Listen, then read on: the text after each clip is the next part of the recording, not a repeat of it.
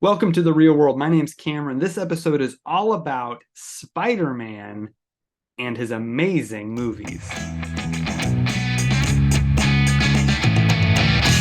to the real world. My name's Cameron. Thank you so much for joining us on episode 49 of the Real World podcast right here on the Real World YouTube channel.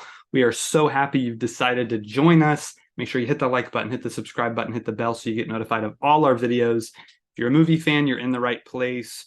We review all those Blu-rays I have behind me, new movies, old movies. If it's in theaters or if it's on streaming, we're going to talk about it here. So let's get started. This episode is all about the Spider-Man movies. So if you're a fan of Spider-Man, if you've seen all of the Tobey Maguire, Andrew Garfield, Tom Holland films, the Spider-Verse, we're going to talk about all 10 Spider-Man movies. I've got two esteemed guests who are going to join me, and we're going to rank every single Spider-Man movie from worst to best. Each of us have our own list, so that should be a lot of fun. But first, we're going to kick things off as we usually do with some movie news.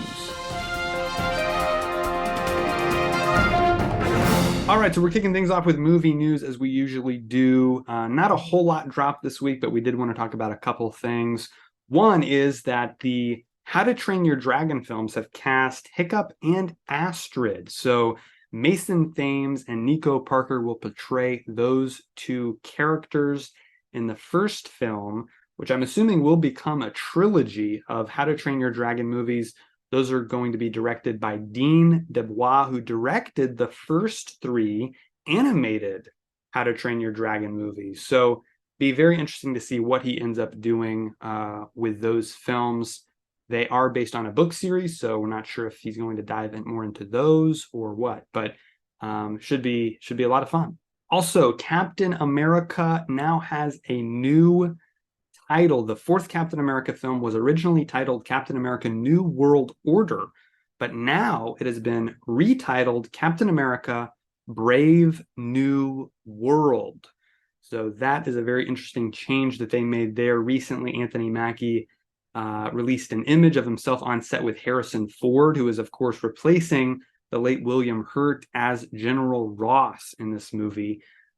So very interesting to see the new title. That's, of course, the title of a book by Aldous Huxley from years past, a kind of dystopian novel. And so curious to see what they end up doing, if that title is referring to anything in the film.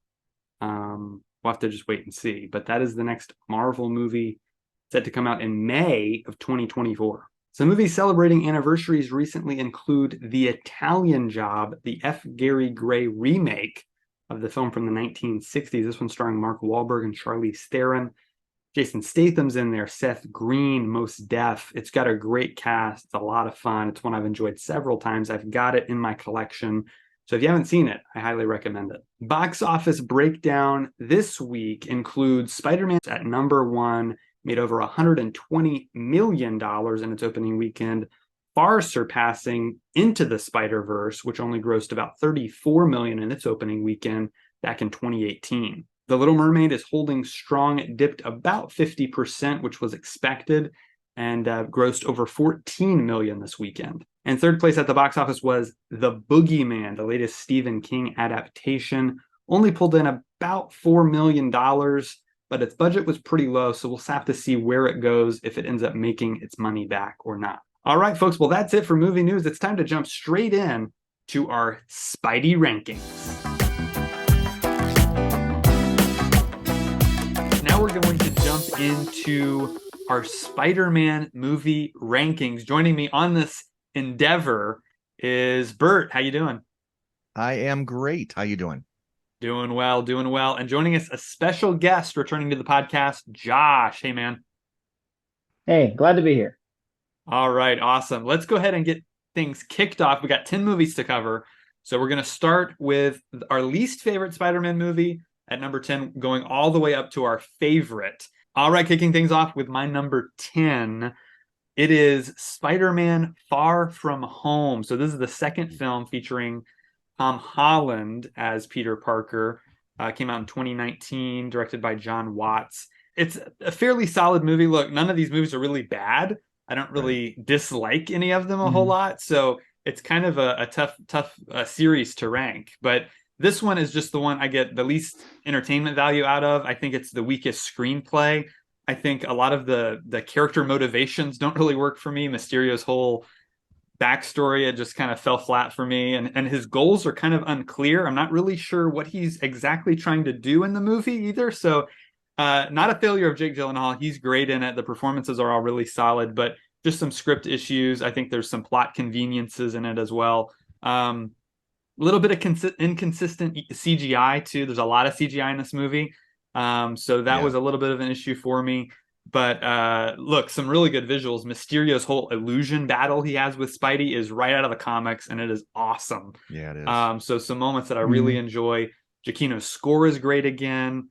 Again, the whole cast is kind of coming into their own a little bit more in these roles. I think they're getting more comfortable here. One thing that I would have changed is I actually really like Jon Favreau in this movie as Happy, and I Hmm. wish he had been in it a little bit more. I kind of Hmm. wish he was Yeah. more of the mentor than Nick Fury kind of is. Yeah. I don't know why Nick Fury's really here. I mean, I guess it's again just kind of for plot reasons, it seems like, but and ends up being he's not even really Nick Fury. So I would have changed that maybe. I think that would have made me enjoy the movie a bit more. But it's still a solid film. Again, I give it 3 stars. So Yeah. it's not one that I dislike, but it just ended up at the bottom of my rankings. So that's my number 10. Josh, you want to give us your number 10? Amazing Spider-Man 2, Right. which I think is because just I don't know, the villains didn't work for me. Electro was cool when he was like Electro, but just like the weird transition and kind of the cartooniness of it. The music was really cool.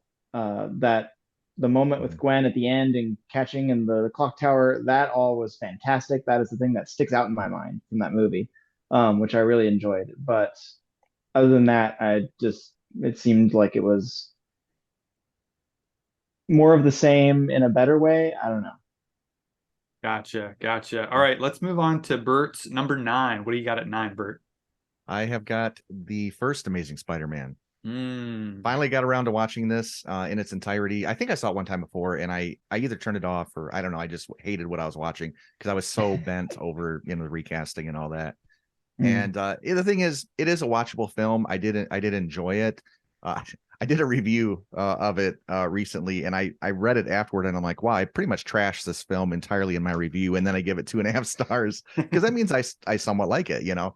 But it's a decent movie. It's just that I just really felt like Garfield wasn't getting where he should be in the role. He just had a lot of awkward and sort of cringy scenes with Emma Stone. The dialogue was really kind of rough, it felt like, and like even with Gwen's father, it felt kind of almost inappropriate at times. And even Spidey was kind of even a little bit mean spirited, it felt like, with Flash and some of the other Mm. characters.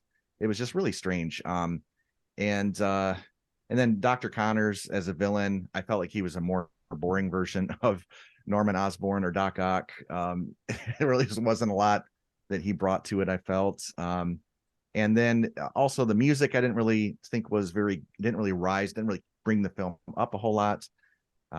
And so there were some really good ideas in the film, but ultimately I ended up at 2.5 stars. So I can still watch it as decent, but yeah, that's where I ended up.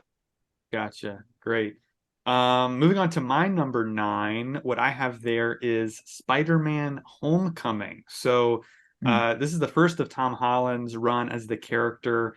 It's really just kind of like a high school comedy. You know, that's kind of the genre Hmm. they're going for, kind of a John Hughes-esque Ferris Bueller's Day Off type of a feel. And it mostly works. I think it's definitely got some funny moments in it. Michael Keaton's the reason to watch this one. He's the highlight. He's the standout performance as Vulture. He's just great. You really relate to him and feel for the guy. Yet he's got a lot of menace to him as well. So he's got that good balance. Yeah. I like that. You know, this movie's really all about Spider-Man just learning to be a friendly neighborhood hero. You know, I mean, he really wants to be an Avenger, and it's those ties in with the MCU though that kind of bog it down for me. And you kind of have to think, okay, wait, okay, Civil War just happened, so Iron Man's here, and you know, you kind of Hmm. have to get your Mm. mind around that in order to watch it. So it's not one that I just Right. throw on and can enjoy. I kind of have to think about it a little bit, but Yeah. it's still fine. You know, I think the suit is a little too powerful. He's basically wearing an Iron Man suit, and Yeah, it yeah, can do a little too many cool things. Mm, right. But I like when he gets back to the sweatpants and he's just like, back to ground Mhm. level Spidey, and him mhm, really kind of coming into his own. The whole idea of the AI is cool. Karen, voiced by Jennifer Connelly, it kind of brings to life the kind of thought bubbles that they would have in the comic books, that Yeah. you can know what he's thinking. So he's talking to her, and so I like all that stuff. I think this one also probably has the weakest action scenes. They're not very mm. memorable. They're not very exciting. They're just, they're not super dynamic like a lot of the other, pretty much all the other Spider-Man movies are. So that's another thing that knocks it down just a little bit for me. But again, a fun movie I enjoy watching. So it's at 3.5 stars for me. And but yeah, ended up at number 9. Okay. Josh, your number 9. So my number 9 is The Amazing Spider-Man. Okay, right. Ah, yeah, Um, yeah. and on this, I'll pretty much echo everything you said, Bert. Yeah, there's a couple of things that especially were grievous to me. The music, like you said, Bert, it didn't elevate the film. There wasn't the great Danny Elfman theme from the original Spider-Man movies. There was no equivalent here. There wasn't anything to rise to it. The whole movie is just a teen angst movie. Right. Um, Peter's too cool, and I don't know. I Mhm. kind of like what you said too. Just coming off of we didn't get Spider-Man Yeah, 4, yeah. and then like this is what they chose to do. I don't Hmm. know. But I still like some parts of it. I think upon rewatch, I'm gonna these will probably bump up a little higher, and at the very least, two will probably surpass this one. But that's what I got for now. Gotcha. Gotcha. Great. Let's go to Bert, your number 8. So I watched Into the Spider-Verse. Actually, watched it in 3D recently, and it was really good. Like my 5 through 8 are all 3.5 stars, so it was tough Hmm. putting them in order. I put Into the Spider-Verse at 8 behind some of the others, just because it's the first time I really was able to watch it as a whole and enjoy it. So it's got a little work to do. Like let's see on the second, Yeah. third viewing, and so on. And it is a very intense kind of film. It's a Spider-Man team is kind of a fun idea, and all the different types of Spider-Men. And the visuals here just are a knockout, right? They're just an achievement. They're amazing. Hmm. So I will say sometimes they don't always make sense, like the end scene where the universes are colliding and all that. I mean, I get it's kind of hard to portray that, but it was a little bit too messy. Like it was great to look at, but there's times where it got a little bit out of control. But I still appreciate the effort, because it was just bananas what they're able to do visually with this movie. The Oh sound yeah. design. I watched this with headphones on, and it was just intense and insane. Uh, Great sound design, and then the soundtrack had some great orchestra music and some great Hmm. electronica. So I was loving that. So I'm at 3.5 stars. Could easily probably be my 5, but I put it at 8 currently. Great. Excellent. Well, we'll jump in with my number 8, which is Spider-Man 3. So Spider-Man 3 released 2007, the last of the Sam Raimi trilogy. This movie, they had all kinds of behind the scenes issues with studio interference and producers telling them, you got to put Venom in there. The fans want Venom. Hmm. And, he's like, okay, I guess I'll throw him in. And so, that character is just very underutilized and underwritten. There's too many characters. That's really the issue. They Yeah. have Gwen Stacy introduced here. You're introducing Mm. Sandman, and so I think Yeah. if it had really just focused on Peter, MJ, and Harry, and then you could have. I think Sandman could have worked here as well. Mm. I've got him right here. He's a good friend of the show. Yes. Clint Marco, Thomas Hayden Church. He does a fine job. I really like his performance in this. Yeah. Actually, I think Yeah. he's good Same. in it. He has a good, character arc and motivation and everything. So all that works. It's just too much going on. So too many cooks in the kitchen, as they say. Hmm. But it is a good completion of our core 3 characters, a good completion of those character arcs where they end up. It works pretty well as a finale to this trilogy. Great action scenes. I mean, really dynamic Mm. camera work and incredible special effects. This was the biggest budget of any movie up into this point in 2007. It was like Wow. $300 million or something Whoa. crazy. Any So movie? yeah, any movie up to Whoa. 2007 when it was Yeah. made. Oh, sure. Yeah, Yeah. That's yeah, yeah, incredible. yeah. It is. It is. So yeah, more of the great stuff that we get from this cast and this director. Great Hmm. score. new themes in there that are really good for the black suit and things like that. And Mhm. Right. they're dealing with ideas of revenge and forgiveness that I think really hit home and really Mm. work. So really enjoy this movie. It just has some issues, unfortunately, Mhm. that didn't make it quite as good as the other two in this trilogy. So it's another 3.5 stars for me. So that's what I put at number 8. Gotcha. Josh, you're number 7 or 8? You're number 8. 8. Yes, Yes, 8. we need your 8. Yeah, go Uh, ahead. Spider-Man: Homecoming. Okay, okay.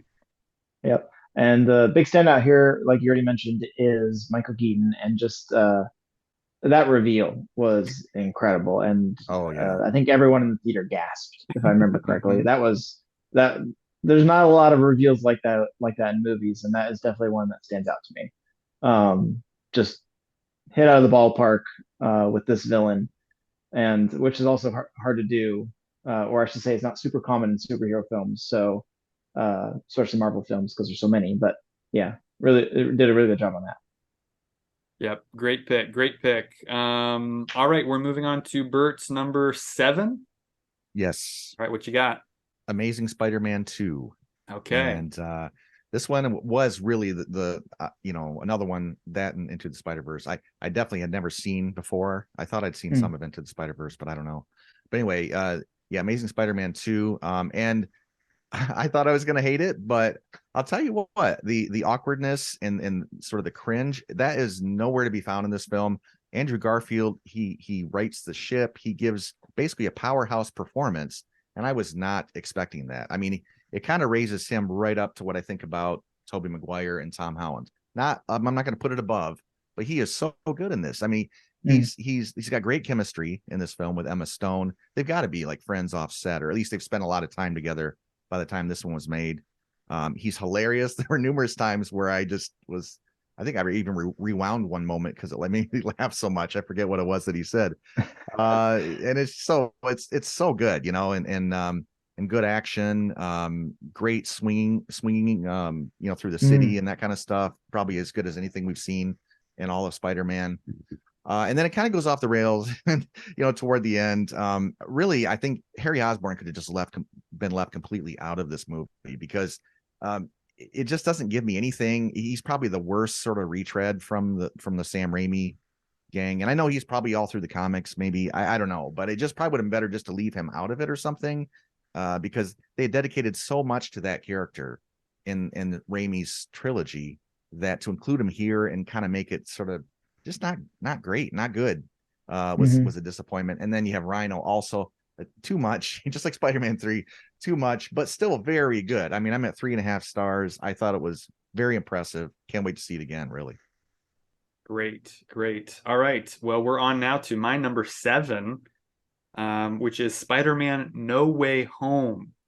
No Way Home, of course, the big crossover multiverse event of the MCU just a couple years back, which had my theater erupting several times. So Hmm. I've gone on a journey with this movie. The high Right. of that theater experience, like a rock concert, and you come out and you're like, that was like the greatest Spider-Man movie I've ever seen, and then you Yeah. watch it at home a couple more times, and you're like, ooh, the cracks start to show a little bit. So this one Right. does have some issues. Again, I don't know why these Spider-Man movies all just they end up having too many characters, too much going on, too many Yeah. Yeah. Mm. storylines, and they just I don't know why that ends up happening to all these, but that's the plight of the superhero.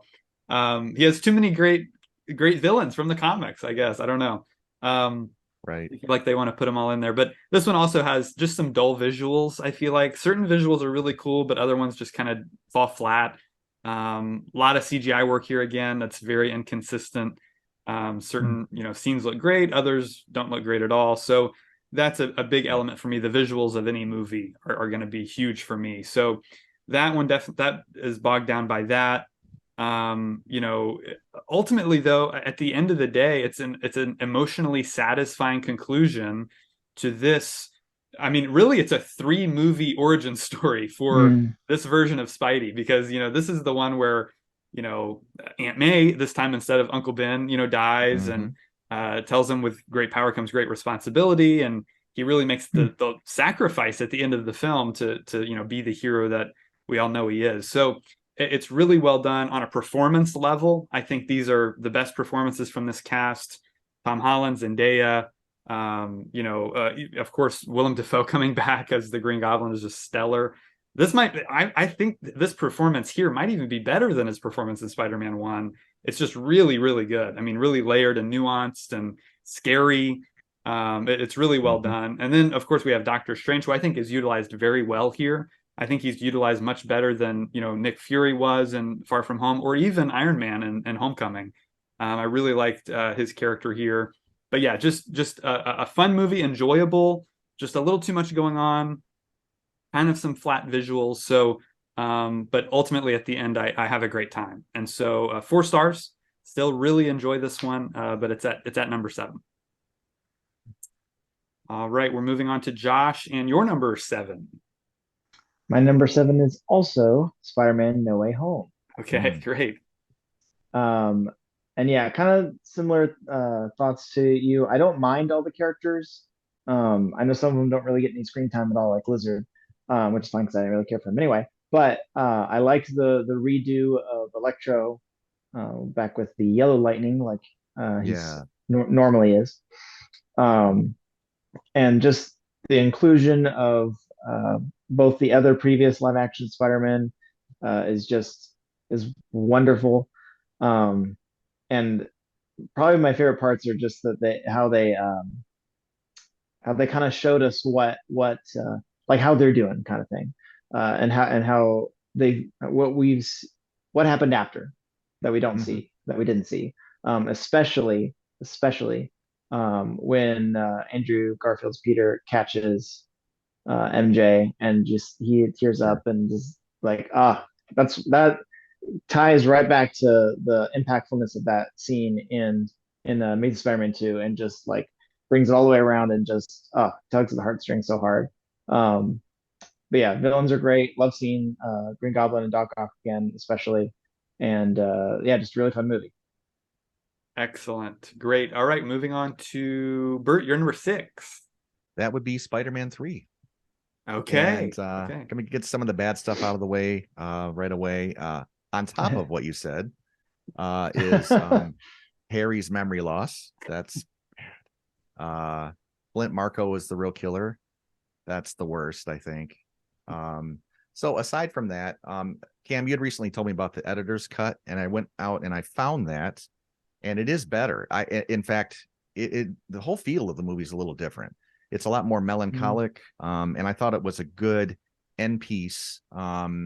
Because it sets itself also apart a little bit, but I thought it just kind of was a good end cap to the whole trilogy, being that it was a little bit of a different mood. I also felt like Dunst, Kirsten Dunst, is probably her best performance because she's really able. She's got some extra time where she can emote more, and also the music. I mean, the editor brought in this rejected score from Chris Young because originally, I guess. Danny Elfman's, he was not going to do the third one. They were just going to borrow some of his music. So what they did was they bring back in Chris Young's music, and it just changes some of the scenes, and it's some really beautiful music that we didn't get anywhere else in this. I mean, the whole trilogy has some great music, of course, but that really improved it. I already liked the film, despite many things that I didn't like. And so it's not perfect, but it's just a solid series finale. Great. All right, we're moving on to my number 6, which is Spider-Man from 2002, the original Spider-Man movie. Really enjoyable, really, I mean, groundbreaking, revolutionary. I mean, it's one of those movies that kind of changed cinema. I mean, in a way. I mean, it ushered in the comic book era along with the original X-Men film. So really great. But it really set itself apart because the whole idea of like, how do we do comic book movies? It's got to be dark and gritty, and we got to make it super realistic. And this really took a different route. It feels very much like the Stan Lee, Steve Ditko comics from the 60s. It's got that kind of timeless feel to it. It doesn't have any like, pop culture references that kind of date it. It just feels kind of timeless. Macy Gray. Yeah, except Macy Gray, right? Exactly, right.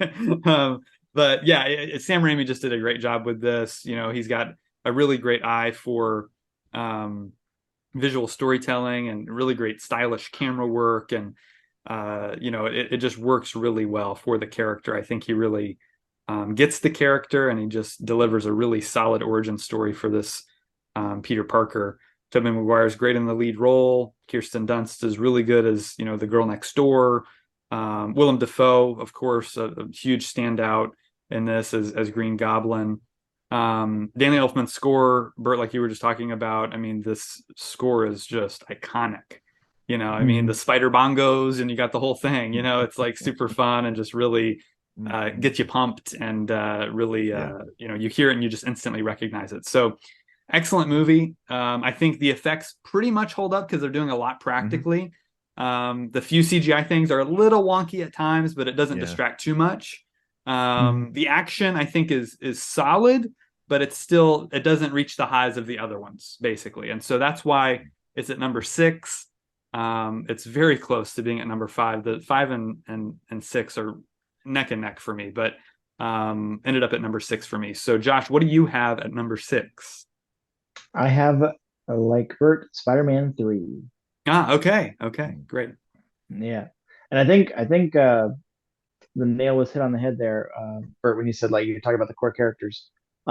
Because that's to me what really shines out in this movie. I had a chance to, like you as well, recently watch the editor's cut, and I don't Yeah. know, I haven't seen the normal cut of it in a long time, so I didn't Hmm. really notice too much about what was taken out or was added.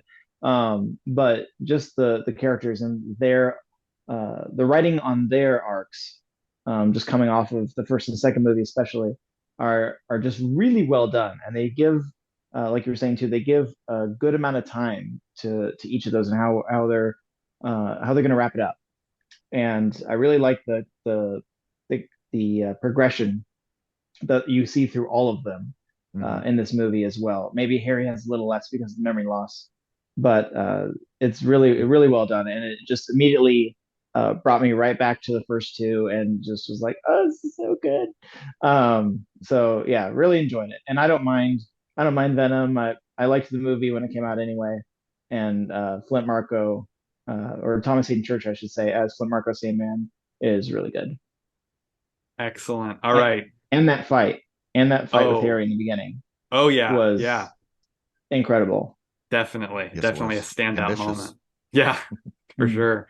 All right, great. Well, we're into our top five now, guys. So Bert, give us your number five. It is No Way Home. Okay, great. Yeah. And let's face it, the star of this movie is nostalgia, right?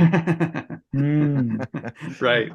The plot, when it starts out, he's like sort of collecting these bad guys and putting him in this one and then another one in here. And I was afraid the movie was going to be he just goes around and collects one after the other. And I thought this is going to be terrible. But thankfully they don't go that route with it.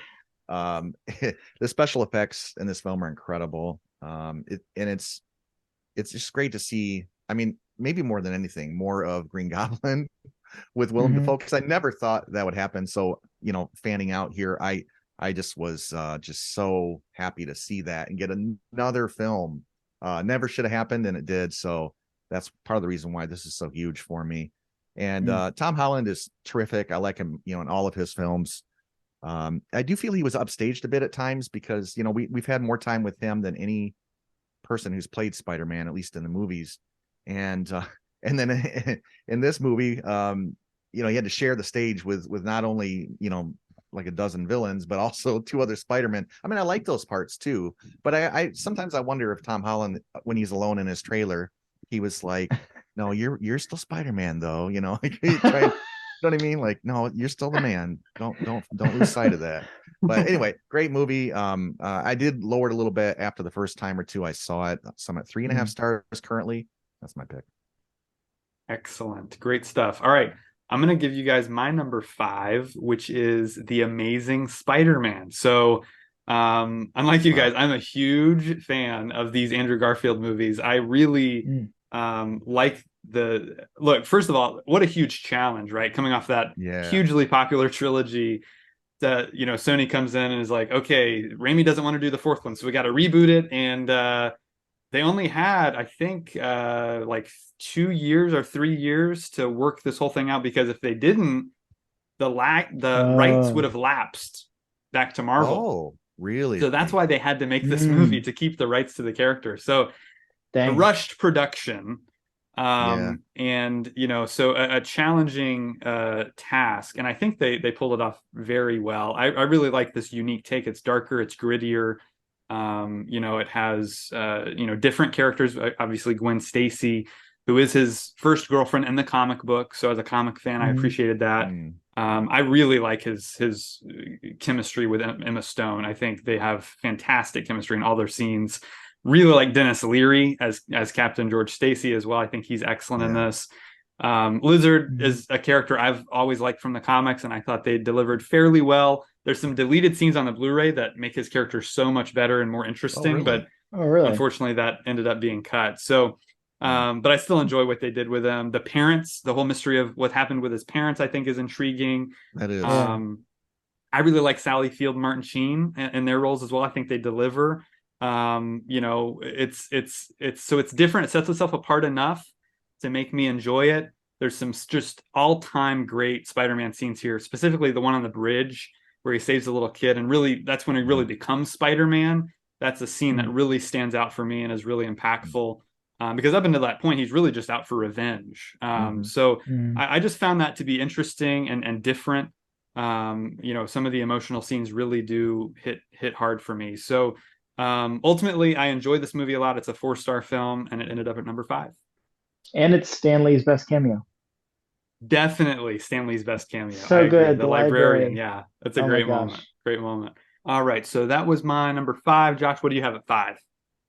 At 5, I have Spider-Man Far From Home.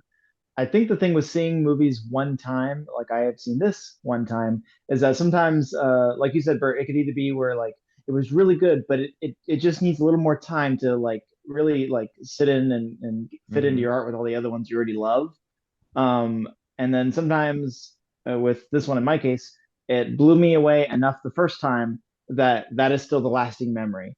And I'm sure if I rewatch it, I'm going to see more of that stuff that you guys were mentioning, and it's going to move down a bit. But just, I mean, the main things that I love about this movie is Mysterio. I almost said Magneto. Mysterio's character, as far as the villain side, I get like the motivation thing. I was also confused. Like that scene happens, and you're just like, "That is that it? That's his reason?" Like it makes no sense. But that like you said, Cameron, that whole Spidey scene with the train and everything, where they're fighting, it just was it blew me away. I was like, how is he going to get out of this? I have no idea. And then the whole last act with him fighting him, and then the reveal where or I should say he reveals that, oh wait, flip the table, Peter Parker is Spider-Man, and everyone knows like that was crazy to me as well. And maybe Mysterio's still alive. I don't know. Could have been projection too. But I don't know, just mainly those two things especially are the things that stick out in my mind is like that just blew me away and make this my number 5. Excellent. Great selection. Bert, we're on to your number 4. And mine is Far From Home.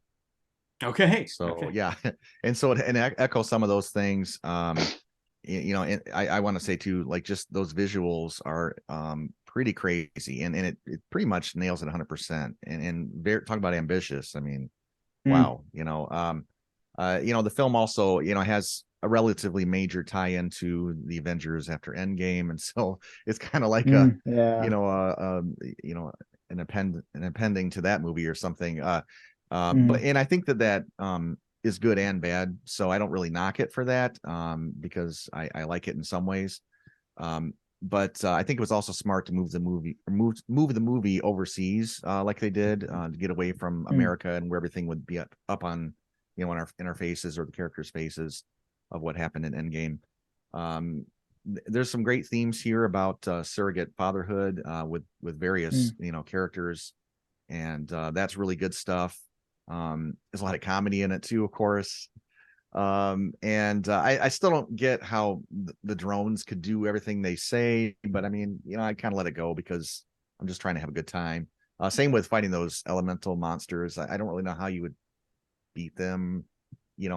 Anyway, it doesn't all make sense to me. But again, I try not to overthink it. It was a great one of the best theater experiences out of all the Spider-Man films, I will oh say. really? and I'm still pretty much there. I'm at 4.5, believe it or not, on this one. 4.5 Okay. stars. Yeah. Great. What about Excellent. those theater? What about the theater experience? Like makes it memorable to you? Just how it was just one of those that you felt like it blew you away. Like it was so Mm, visually impressive, and with the sound mixing and all that in the mm, theater, it just hmm. was just sort of one of those mind-blowing ones, in that way. Oh yeah, Yeah. Great.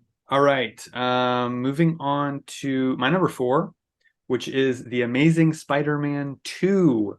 So I have this one much higher than probably anyone, maybe on planet Earth. I don't know.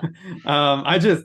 I just look again, like I said before, visuals are top of the list for me when I'm looking at a movie, and this one just looks stellar. I mean, every Yeah. scene is Yeah. just popping with color, and it's such dynamic camera moves and what's going on in the frame, and angles, and just all these things that Dan Mendel shot it. He shoots a lot of J.J. Abrams movies, the Star Wars sequels he did, Star Trek. Um, Mm.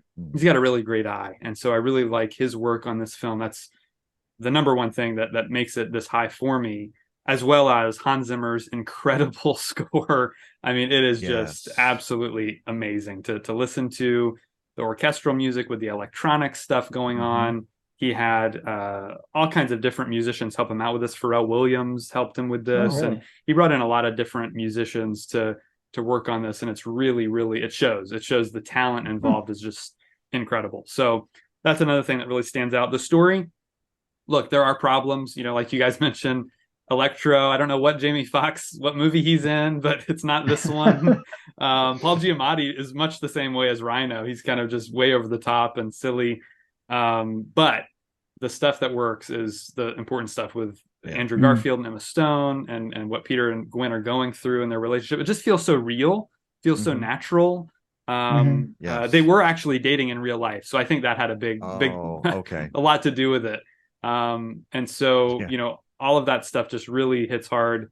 Dane DeHaan as Goblin, I don't think he's terrible. I think, it's kind of a thankless task, Bert, like you were talking about. Like Hmm. James Franco just did a great job in that trilogy, and we had him for three Mm. movies, and they built him up so well and ended his story so well. And so he Right. just had, another kind of very challenging role here.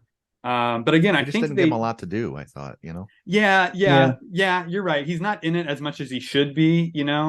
And but I think what the story that they did give him with, Norman dying, and him taking over the company and those types of things, I thought again it was different enough that it made it interesting to me at least. So Okay. I didn't mind that. Action here is some of the best superhero action we've ever seen. Again, a very emotional ending, that Mm. just really, really works very well. Performances Yeah. are just stellar in this film. So yeah, big fan of it. It's the kind of theme is time. We actually start, the first shot is on a watch, and then of course we end on that clock tower scene. So Hmm. Mm. even superheroes can't stop time. It's something that affects all of us, and we can't Mm. we can't change time. So I think all of that works. It all comes together pretty well. So it's at 4 stars. It's not the 5-star level or anything quite, but Okay. it's up there. So that's my number four. Josh, we're at your number four, right? Yes. All right, what you My got? number four is Spider-Man Into the Spider-Verse. This is an amazing movie. The visuals are, uh, I don't know if groundbreaking is the right word, but at least unprecedented in animation, Yeah. and still unprecedented aside from maybe the second movie. Um, but they just they uh, hit every nail on the head that they try to hit. All the Spider men and women and animals are interesting and creative and fun in their own way. And I'm sure they bring. I don't know much about any of their own individual stories, or if they have their own comic or whatever. But they do it a good job at making it at least look like they did.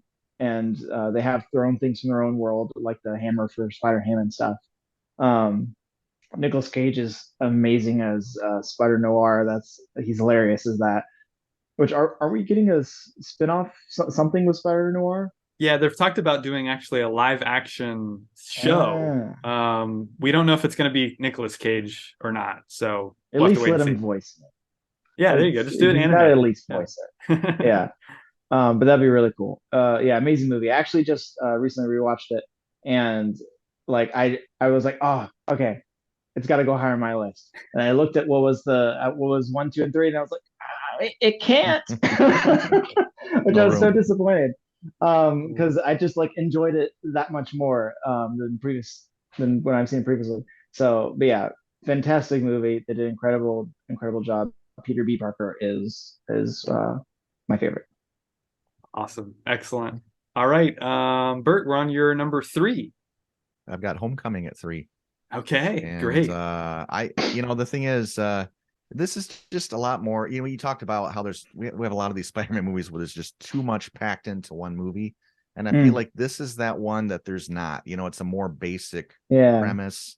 And there's a little more room to breathe. I feel like in this film, Tom Holland, he gets sort of that weird introduction in Civil War, and then this is his first film, and I think he's terrific. Almost as good as Tobey Maguire. I Michael Keaton as Vulture there's not enough scenes of him doing that. Mm, I don't know if there's deleted scenes with him or not, but I thought he was fantastic. I think that ferry scene in the movie where they're on the ferry, I think that's a terrific scene. There's a lot of comedy. It's got Tony Stark in it, which is always a bonus. And so, yeah, to me, this one, I mean, it's another 4.5 star, but I really, really love Homecoming. mm. Great stuff. All right, moving on to my number three, which is Spider-Man Into the Spider-Verse. Yeah, this one is just, I mean, talking about something that's, groundbreaking and just feels so fresh Mhm. and different. And, Mhm. that's what I want from movies nowadays. I mean, we get so many sequels, prequels, reboots, and Yeah. you're doing another Spider-Man. Oh, but it's animated. So, okay, maybe it'll be different. And it was just, kind of mind-blowing what they did with the Mm, animation. Yeah. Just so unique and so different. So, yeah, I get a big kick out of this one. It's very funny, very Mhm. fast-paced. It's got a mm, kinetic kind of pacing to it. Great soundtrack, really good music here.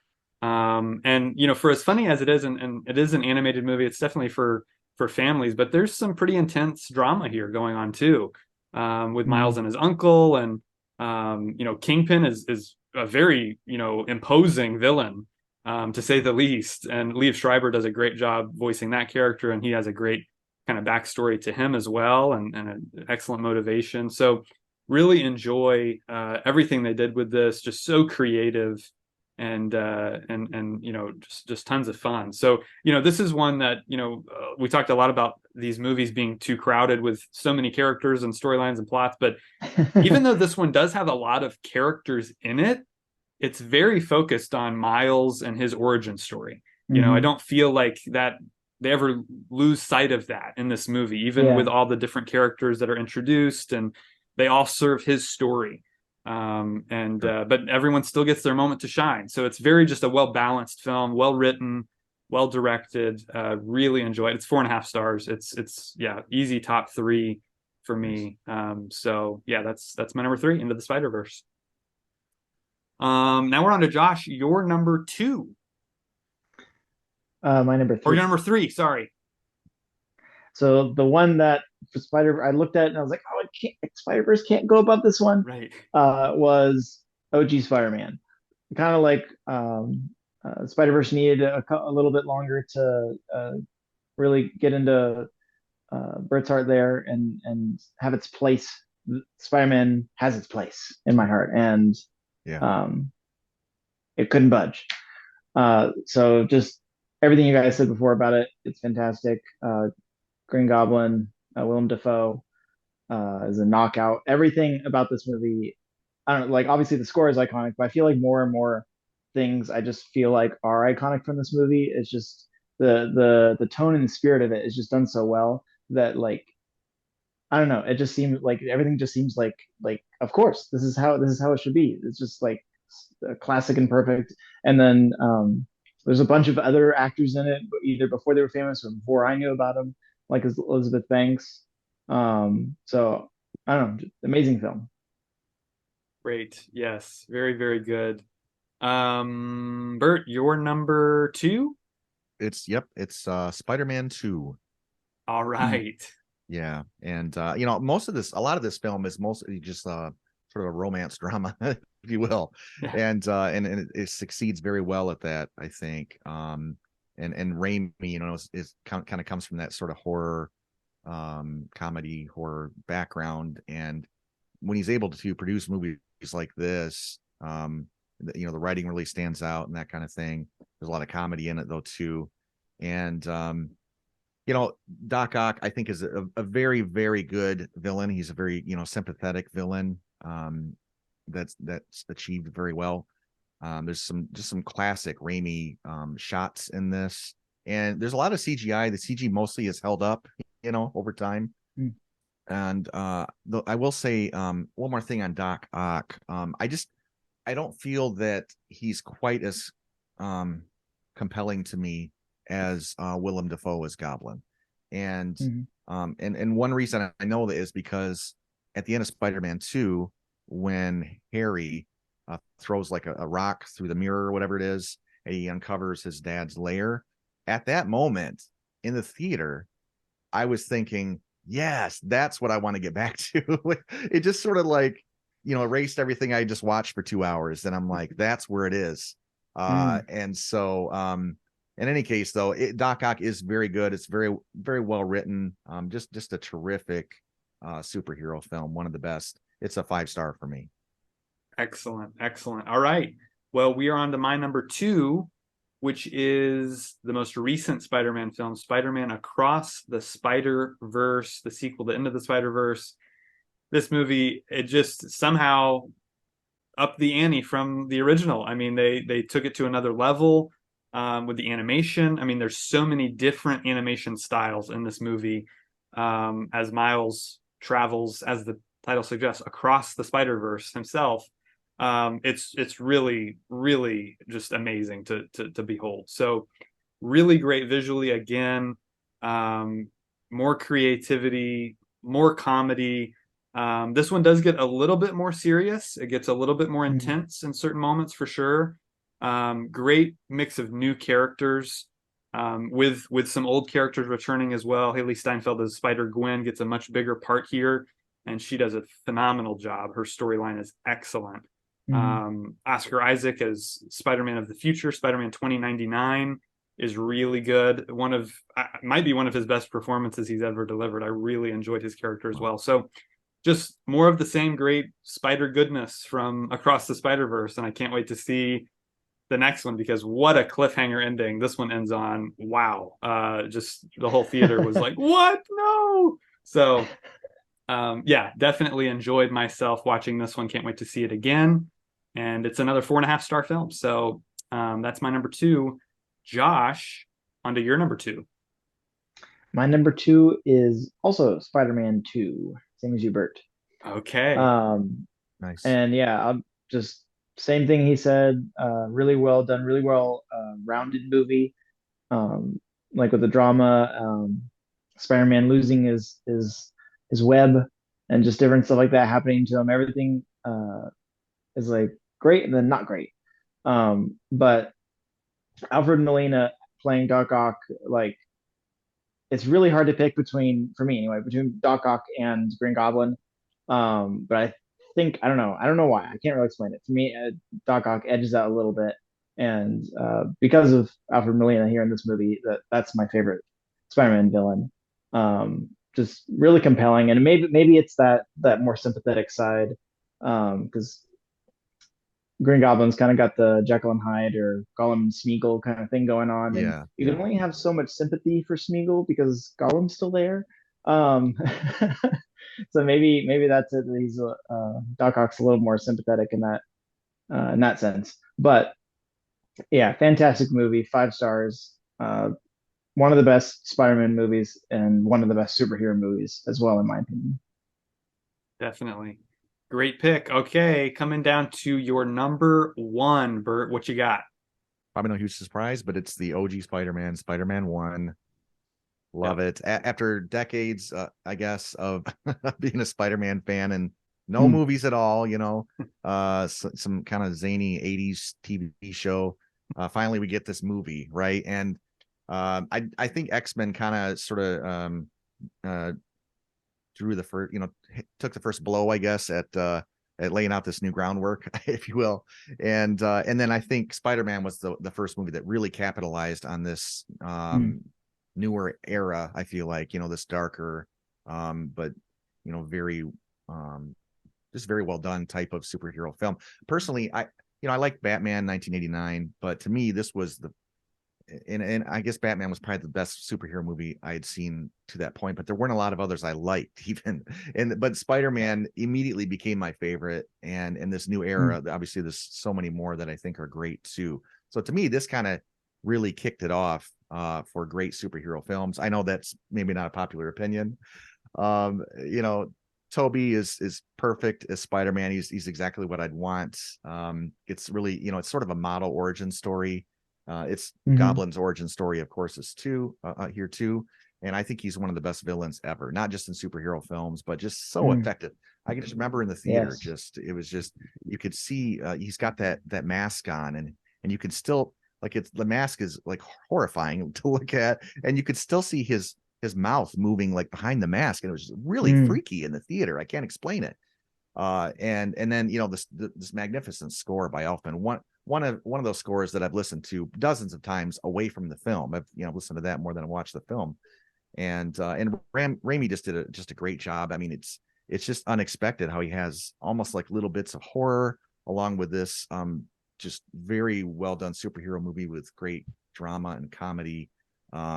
It's a 5-star film, and to me, it's the best one.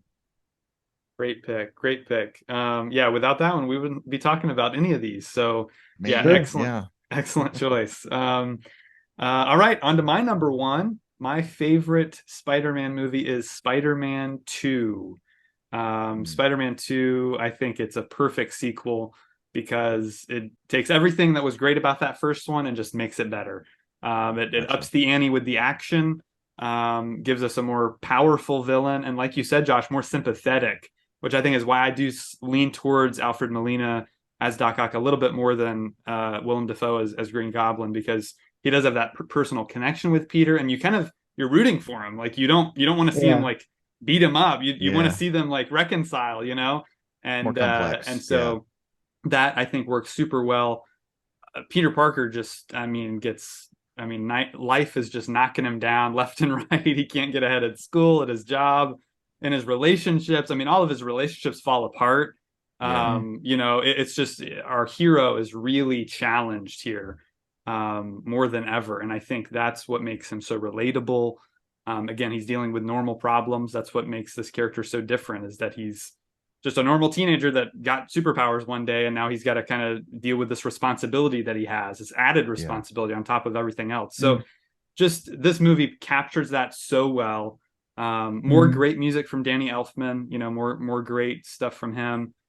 Bill Pope shot this one, so this one has to have a different cinematographer than the first one, and it's super dynamic. All the camera moves are just really great. They lean into Sam Raimi's horror roots a little bit more in that operating room scene with Doc Ock. That's just a great scene that stands out.